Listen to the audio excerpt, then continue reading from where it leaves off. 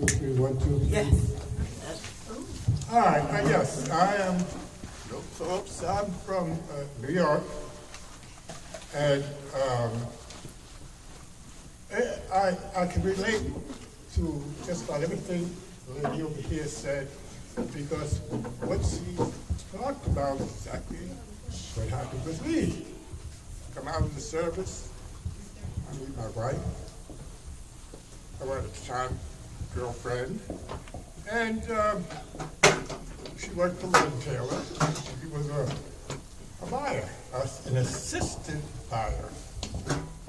And time went on, and I had challenged her, because I said, Debbie, I can't understand why.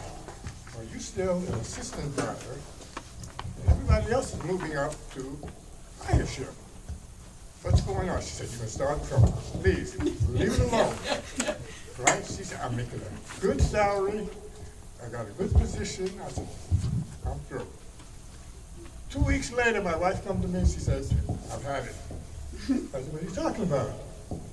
She said, I'm going to see somebody about exactly what we were talking about before. Why am I still an assistant buyer and everybody else is moving?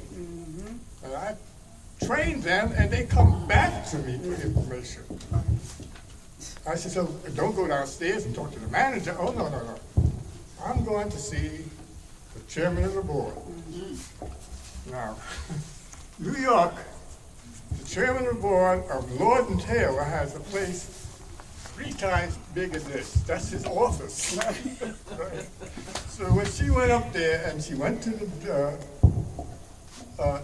lady at the desk and said, I'd like to see Mr. Brooks. You want to see Mr. Brooks? Yes, please. Well, okay. All inside. Mr. Brooks said, oh, yes, okay. Have her come in. And then he came in and said, well, who are you? He said, well, she said, I'm one of your assistant buyers at Norman Tayloe. And he said, I want to know why I'm not a buyer. He said, I want to know why you're not a buyer.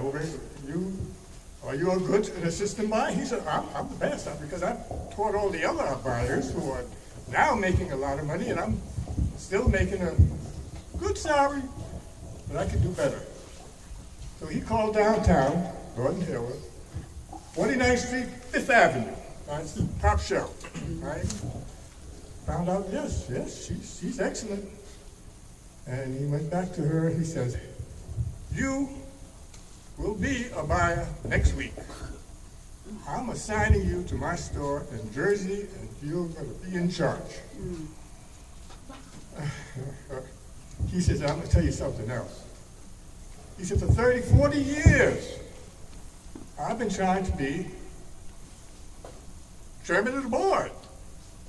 Now you wonder why? She said, yeah, I wonder why. He said, because I'm Jewish. But I made the grade and I hung in there until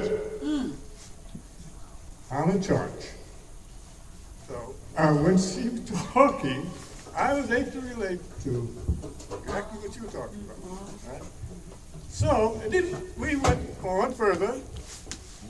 I said, honey, now you know the market, which is like 34th Street, 35th Street, there's the garment district there. And why are you, with all this talent and knowledge, giving it away? Why don't we go in business for ourselves? I had a couple of dollars. I said, yeah, why not? So she left Norman Tayloe, and we opened up a place in Hoboken, New Jersey. A little small town. But we knew what the possibilities of Hoboken was. That it's only a question of time for people in New York City is going to go to Hoboken because the cost of living is less, everything is less money. And we were there. Okay, it didn't work out. We spent a lot of money to try to pull it together, and it didn't work out. All right? So what do? I didn't give up. Right. There was a place open on 125th Street in New York, New York, right across the street from the Apollo Theater. And my wife, we both love to travel. Europe, all over the Caribbean. I don't think there's an island in the Caribbean we haven't been to. I'm a West Indian, so I knew exactly what it was all about. And we came back with different types of things from these different places. And we showed them at this place right across the street from the Apollo Theater was a crafts place. We had a little booth there. And the people would come in and they'd look and they'd say, voodoo doll. I said, oh, no, it's not a voodoo doll. It's a black doll. Oh, wow. Right? And square business. Wow. This is a black dog. And by the way, the dog came from Italy. It was an Italian man that made the dog. So she said, well, how much is that dog? And my wife said, well, this dog probably costs about $50. Oh, wow. I ain't spending about $50 for a black dog, you know what I mean? And then she told me why. She said, well, look, we registered this dog downtown New York, Midtown Manhattan, there's an area there where people bring in things that they want to sell. And it's like a shopping area. And you have a good chance of making this doll work for you.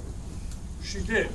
And she spread it throughout that area, 125th Street. Before you know it, a whole lot of people started coming into the store. They want to buy our dolls, right? Because, well, it's a black doll, but yes, I can make some money off of it, see? So that went well. So well that we opened up another store at 133rd Street in New York. And right across the street from where we were in the Schomburg Museum, Jewish. And people had from downtown, where all the money was, would come uptown to the Schomburg, but they got to pass by our store. We had one right there on 135th Street. So we were stopping in and buying our dolls there. So we did well, I'll put it that way. So well that we decided to give it up and retire. It didn't take long either. 10, 15 years, we decided to retire. We had enough money to retire. Why not? You know what I mean? So, we came here, and while we were here, we started to notice a lot of things that wasn't here, that Fifth Avenue, right? We said, let's introduce some of this stuff that we seen in New York, Fifth Avenue. We started to sell scarves. We sell epitome scarves. Not $5, $6 scarves, we sell $80, $90 scarves. So people say, well, people here, it's not going to spend $80, $90 for that. There are people here, right connections, right places, that will spend money because we discovered that, hey, it worked. And that's what we do now. So basically, that's it.